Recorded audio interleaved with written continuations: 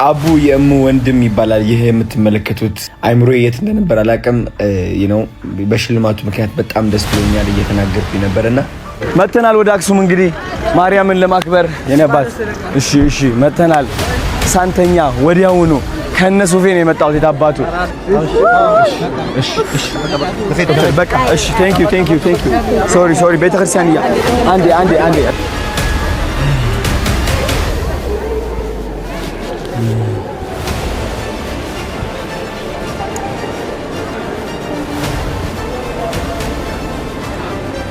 اشتناها ليه كمان لهم ثانك يو ايش بيت مقدس عندي شيء عازم ثانك يو كل شويه ثانك يو زمحات ايش ሰላም ቤተሰብ እንደምን አላችሁ? አሁንም በአዲስ መረጃ ተመልሼ መጥቻለሁ። ዛሬ እንግዲህ ህዳር 21 ቀን 2018 ዓመተ ምህረት በኢትዮጵያ ኦርቶዶክስ ተዋሕዶ ቤተክርስቲያን የቅድስት ድንግል ማርያም ዓመታዊ ክብረ በዓል በደመቀ መልኩ ይከበራል። ከዚህ ጋር ተያይዞ ደግሞ የ2025 ቲክታክ አዋርድ አዶናይ መብላቱን ተከትሎ እጅግ የተለያዩ ኢቨንቶች እየታዩና እየተሰሙ ነው የሚገኘው። ታዲያ ከዚህ ጋር ተያይዞ አዶናይ መቀሌ ይገባል። መቀሌ ከገባ በኋላ ቀጥታ አክሱም ጽዮን ነው ጉዞ ያደረገው። አክሱም ጽዮን ከሄደ በኋላ ግን ምዕመናት ያደረጉት ነገር የሚያሳፍር ነገር ሰርተዋል። አዶናይስ የሰራው ስራ ምንድን ነው? አዶናይስ ለምን ወደዛ መሄድ አስፈለገው? የሚል መረጃዎች ወጥተዋል።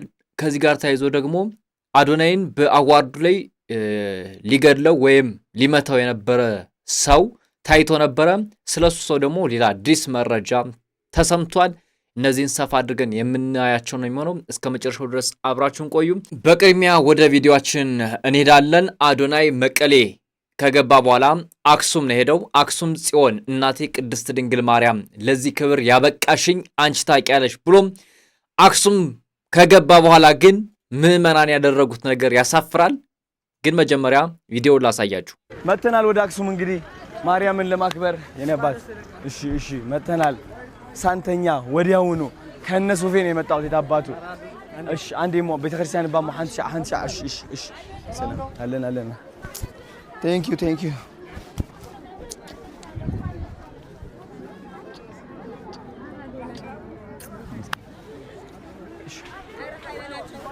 እሺ ቴንክ ዩ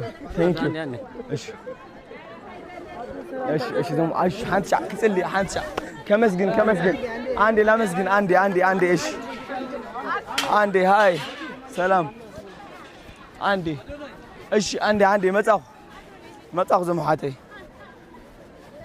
አክሱም ዓዲ አነ ሴኩሪቲ ይድልኒ ብስሩ።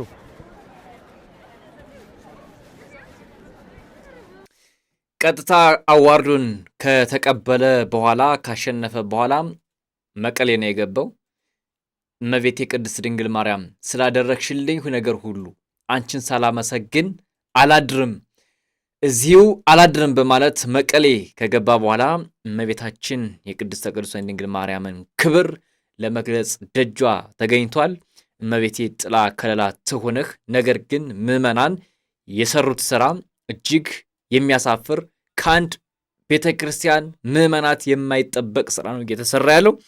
ምዕመናን እንግዲህ እንደምትመለከቱት ቤተክርስቲያን ውስጥ ስጋው ደግሞ ከሚፈተትበት እግዚአብሔር ከሚገኝበት ጻድቃን ሰማዕታት ከሚፈሱበት መላእክት ተነጥፈው ቅዱስ ከሚሉበት ቦታ ላይ ሴቱ በወንዱ ወንዱ በሴቱ ድብልቅልቅልቅልቅልቅ ወጣ። ተመልከተ። ከቤተክርስቲያን ውስጥ ነው እንደዚህ እየተሰራ ያለው። አዶናይ ሰልፊ አንዴ ፎቶ ቤተክርስቲያን ውስጥ ልብሳቸው እንዲየወለቀ ጸጉራቸው እየበነነ ጸጉራቸው ቤተክርስቲያን ውስጥ ተገልጦ እየበነነ እየተጋፉ ሴት ከሴት ወንድ ከወንድ እየተጋፉ በዚህ ልክ ቤተክርስቲያን ትፈቅዳለች? እግዚአብሔር በዚህ ሰዓት ቢመጣ ምን ታደርጋላችሁ? ፎቶን እነሳ ማለታችሁ እኮ አይቀርም። እጅግ ያሳዝናል በእውነቱ። ምዕመናን በዚህ ልክ መውረዳቸው ቤተ መቅደስ የተቀደሰው ቤት መሆኑን ረስታችሁ አደባባይ ሜዳን ያደረጋችሁት ቤተክርስቲያን ነው። ልጁ ቅን ነው። የተሰማውን ለማድረግ ሄዷል። መብቱ ነው። ቤተክርስቲያን ገብቶ መሳም መብቱ ነው። ግን ልብስ አልለበሰም። ነጠላ መልበስ ግዴታው ነው። ቤተክርስቲያን ውስጥ ለመሳለም መቅደስ ውስጥ ለመግባት ልብስ መልበስ ግዴታ ነው። ግን በድንገት ሊሆን ይችላል ብንሰበውና እንዲሁ በመልካም ነገር እንሰበውና ምዕመናን ጸሎት ለማድረግ ስጋው ደሙ ለመቀበል ጌታን እግዚአብሔርን ለማግኘት ሄደው ግን ፎቶ ከአንድ ታዋቂ ቲክቶከር ጋር መነሳት እጅግ ውርደት ነው። እጅግ ውርደት ነው። በጣም የሚያሳዝን ስራ ነው የሰሩት። ከዚህ ላይ ታዲያ ይሄ ልጅ ወደ ቤተ መቅደሱ ይገባል። ቤተ መቅደሱ ከገባ በኋላ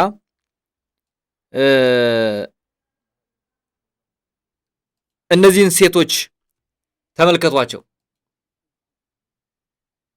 የሚሰሩትን ስራ። በወንዶቹ ቦታ መጥተው ፎቶ ይነሳሉ። ቤተክርስቲያን ወዴት እየሄደች ነው? ምዕመናን ወዴት እየሄዱ ነው? አባቶችስ ምን ሆናችሁ ነው? ለምንድነው ቤተክርስቲያን ቀኑና የማይከበር? የቀራት ቅዳሴ አሃዱ ብላ መቀደስ እኮ ነው የቀራት ሴት ልጅ። በዚህ ስራ እንደዚህ መሰራቱ እጅግ ያሳዝናል። እንደኔ በጣም ተሰምቶኛል።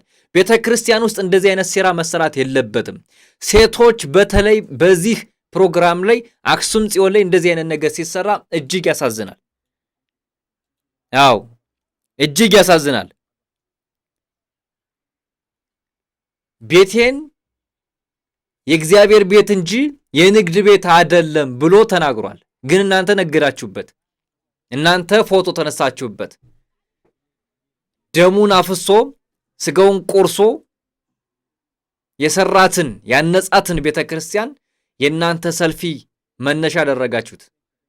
የተከበረውን ቤተክርስቲያን በዚህ ልክ መድፈር እጅግ ያሳዝናል። እንግዲህ በኢትዮጵያ ኦርቶዶክስ ተዋሕዶ ቤተክርስቲያን እየተሰራባት ያለ ስራ ይህ ነው። እህቶች፣ እናቶች ብታስተካክሉ ነው የሚሻለው። እንደ ኢትዮጵያ ኦርቶዶክስ ተዋሕዶ ቤተክርስቲያን ታዋቂ ሰው የእግዚአብሔርን ቤት ከእግዚአብሔር ቤት ሁሉም እኩል ነው። ማንም ታዋቂ ስለሆነ ማንም ድሃ ስለሆነ በእግዚአብሔር ቤት እኩል ነው መከበር ያለበት። ነገር ግን እናንተ የእግዚአብሔርን ቤት መጫወቻ ያደረጋችሁት። ቤቴ የንግድ ቤት አይደለም፣ ቤቴ የእግዚአብሔር ቤት የጸሎት ቤት ነው ብሎ የተናገረው ጌታችን ኢየሱስ ክርስቶስ፣ እናንተ ግን የሰልፊ መነሻን ያደረጋችሁት። ስለዚህ አባቶች እንደዚህ አይነት ነገሮችን ልትከለክሉና ሕግ ልታወጡለት ይገባል። አሁን ቀደም የወጣው ሕገ ቤተ ክርስቲያን ሊከበር ይገባል። ይህ በእንዲህ እንዳለ ታዲያ በትናንትናው የቲክታክ አዋርድ ላይ በመድረክ ላይ በትናንትናው ዕለት ታዲያ አዶናይን ለመምታት ወይም ጉዳት ለማድረስ መድረክ ላይ ወጥቶ ሲገለገል የነበረው ወጣት አዶናይን ለመጉዳት እንዳልሆነ ተናግሯል። አዶናይም ራሱ እኔን ለመጉዳት አይደለም ከኔ ጋር ያለውን ፍቅር ለመግለጽ ነው ሲል ራሱ ተናግሯል። ላሰማችሁ። አቡ የእሙ ወንድም ይባላል። ይህ የምትመለከቱት ገራሚ ወጣት ማለት ነው። መድረክ የመጣው ደግሞ ፍቅሩን ለመግለጽ እንጂ እኔን ለመምታት አይደለም ልነግራችሁ ፈልጋለሁ። የዛኔ ግን አላወቅኩትም ነበር፣ ምክንያቱም አይምሮ የት እንደነበር አላቅም። በሽልማቱ ምክንያት በጣም ደስ ብሎኛል እየተናገርኩኝ ነበርና ከዛ ሴኩሪቲዎች ደግሞ በዛ ሲመጡ ምንድነው የተፈጠረው? እኔ ግራ ገብቶኝ ነበረ እና ወንድሜ በጣም ወድሃለሁ። ከዚህ በፊት ቪዲዮዎች ማይቻቸዋለሁ። ቴንክ ዩ ሶ ማች ፍቅርን ለመግለጽ እስከዚያን ያህል ስለሄድክ ማለት ነው። ተረድቻለሁ። በአካልም እንገናኛለን። የፍቅር እንደሆነም እናሳያቸዋለን ማለት ነው። እወድሃለሁ። አይ ሆፕ ምንም ነገር አልሆንክም። ቴንክ ዩ። አብዛኞች ዮቲናት የላከችው የእሷ ጋርድ ነው። መኪናውን መብላት ስላለባት ስላልበላችሁ መኪናውን ልታስመታው ነው፣ ጉዳት ልታደርስበት ነው ብለው ሲናገሩ ነበረ። አብዛኞች ደግሞ ፍቅሩን ለመግለጽ ይሆናል የሚል ሐሳብም ትችት ሰጥተዋል። ታዲያ እሱ አሁንም በሰጠው መግለጫ ፖስት ባደረገው ቪዲዮ እንደሰማችሁት ነው፣ የፍቅር ነው የሰላም ነው እንጂ ምንም አይነት ጸብ የለንም እያለ ተናግሯል ማለት ነው። አሸናፊው ታውቋል። አሸናፊው ደግሞ ጽዮን ማርያም ሂዷል። በአደባባይ ተናግሯል። አኩርቶናል፣ ደስ ብሎናል። ባይዘወይ ሁላችሁም የምትከተሉትን እምነት ስለተናገራችሁ ደስ ብሎናል። ነገር ግን አገራችን ኢትዮጵያን ለሰላም፣ ለፍቅር፣ ለአንድነት፣ ለመተባበር ጎሳ፣ ቋንቋ ባይለየን የሚለውን ሐሳብ ብትዙት ጥሩ ነው። ሞር እንደዚህ አይነት ነገሮች ሪፍሌክት ሲሆኑ ተጽዕኖ ፈጣሪንን የምትሉ ሰዎች በቋንቋ በብሔር መወከል የለባችሁ፣ ፍቅር ማሳየት ነው ያለባችሁ ብዬ አምናለሁ። የዛሬው መልእክታችን ይህንን ይመስል ነበረ። በሌላ መረጃ እስከምንገናኝ ድረስ መልካም ጊዜን ተመኘን። ሰላም።